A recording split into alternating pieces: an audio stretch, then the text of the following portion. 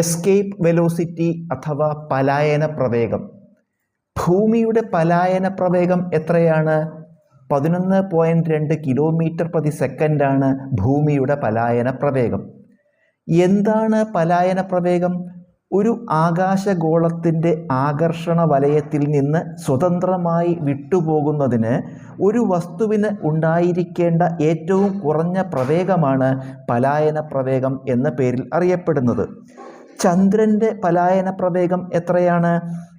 2.38 km/s ആണ് ചന്ദ്രൻ്റെ പലായന പ്രവേഗം.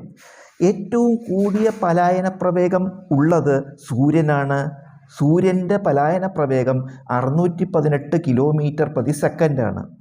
ഏറ്റവും കൂടുതൽ പലായന പ്രവേഗം ഉള്ള ഗ്രഹം ഏതാണ്? വ്യാഴമാണ് ഏറ്റവും കൂടുതൽ പലായന പ്രവേഗം ഉള്ള ഗ്രഹം.